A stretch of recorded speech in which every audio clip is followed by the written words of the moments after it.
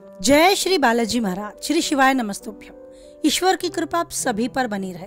कन्या राशि 25 से 30 सितंबर 2024 जानते हैं क्या कुछ लिखा है समय ने कन्या राशि से जुड़े जातकों के जीवन में 25 सितंबर से 30 सितंबर 2024 के मध्य।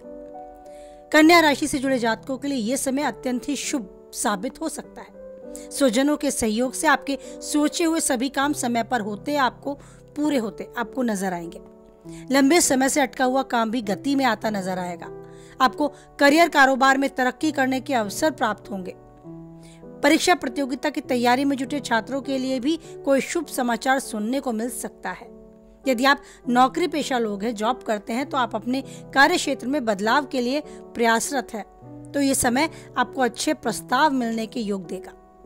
मनचाही जगह पर आपका ट्रांसफर हो सकता है या आपको कहीं एक बहुत अच्छी जॉब जो आप चाहते थे वो भी मिल सकती है।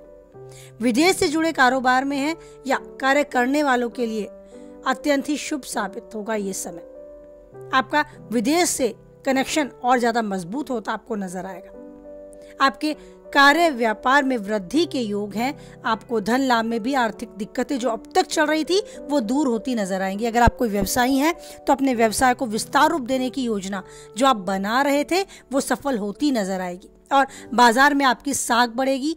आप इस प्रतिस्पर्धा के समय में खुद को ऊर्जावान पाएंगे और उस तेजी के साथ कदम से कदम मिलाकर खुद की योग्यता दर्ज भी कराएंगे।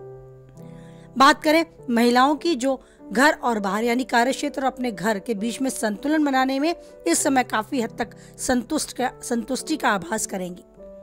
अपनी रुचि के अनुसार अपनी समय सारणी में कुछ बदलाव करके खुद को ऊर्जावान कर पाएंगी और अपनी जिम्मेदारियों को बखूबी निभाकर घर और परिवार साथ ही अपने कार्य क्षेत्र में भी प्रशंसा का पात्र बनेंगे। बात करें आपकी सेहत की जो सबसे ज्यादा महत्व है आपके लिए, इस बात का ध्यान रखें, सेहत आपके लिए सबसे ज्यादा प्राथमिकता देती है। इस जीवन की इस व्यस्त दिनचर्या में अपने को बिल्कुल भी लापरवाही में ना ले। आपके लिए सबसे ज्यादा महत्व कोई रखता है तो वो खुद आप हैं। यदि आप सही हैं तो आप सब कुछ सही कर सकते हैं। उस क्षमता का विकास करने के लिए खुद को सक्षम बनाएं। अगर कहीं भी आपको अपने शरीर में पीड़ा महसूस होती है तो उसे उभरने ना दें, उसे झेले ना, उसके निवारण के लिए यथासंभव प्रयास करें। और चोट चपेट लगने की आशंका है तो ध्यान रखें, घर के कामों में या अपने कार्य क्षेत्र में बिल्कुल भी लापरवाही ना लें। भाग दौड़ और व्यस्त दिनचर्या में सावधानी से, धैर्य से प्रत्येक काम को करते चलें। जल्दबाजी में काम करने से बचें। साथ ही यात्रा के दौरान भी आपको अपनी सेहत और अपने सामान दोनों की सुरक्षा करके चलना होगा। अगर यात्रा टाली जा सकती है तो उसको टाल दें कुछ समय के लिए, लेकिन अगर आप यात्रा करते हैं तो विशेष रूप से अपने स्वास्थ्य को और अपने सामान को सुरक्षित करके चलें और उसके प्रति सजग रहें।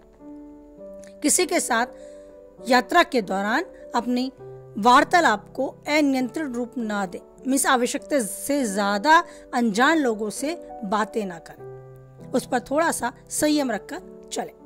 बात करें आपके प्रेमी वैवाहिक जीवन और पारिवारिक जीवन की, तो प्रेमी जीवन जी रहे लोगों के लिए सही समय है। सब कुछ सही सिस्टमेटिकली चलता रहेगा। कोई बड़ी परेशानी आपको नहीं आएगी, लेकिन बस आपको ध्यान रखना है, आपको अपने प्रेमी की भावनाओं का सम्मान करना है। अपनी बात, अपने विचार प्रकट करने से पहले ये भी जांचें कि क्या वो उस बात को सुनना चाहते हैं या आपके विचारों को उतना ही सम्मान देंगे।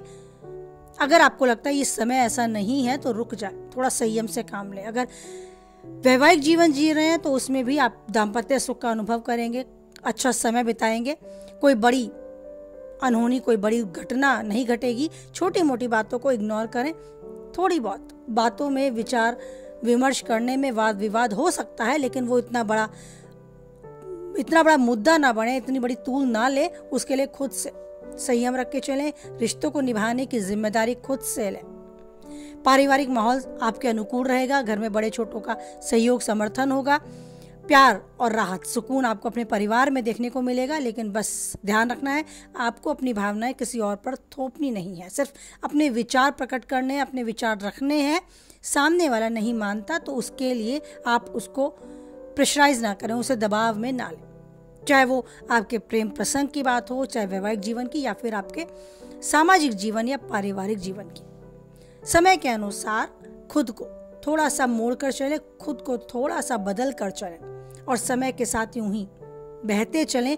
हर रिश्ते का सम्मान करें और जिम्मेदारियों से हर चीज का यूं ही अनुभव करते चलें और जीवन में जो चाहते हैं पाएं, उन्नति के शिखर तक यूं ही आगे बढ़ते जाएं।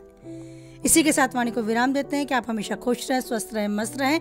कुछ हद तक वीडियो से सहमत है तो लाइक करें, किसी के काम की बातें हैं उस तक शेयर करें और पहली बार चैनल पे हैं, बने रहना चाहते हैं तो चैनल को सब्सक्राइब भी करें और बनाए रखें उस ईश्वर पर अटूट विश्वास, क्योंकि जानते हैं खुदा कोई है या नहीं है मेरे साथ, वो ईश्वर है जो हमेशा रखता है मेरे सर पे अपना प्रेम भरा हाथ। तो ईश्वर का हाथ यूं ही हमारे सबके सर पे बना रहे, ईश्वर हमेशा हमारे साथ रहे।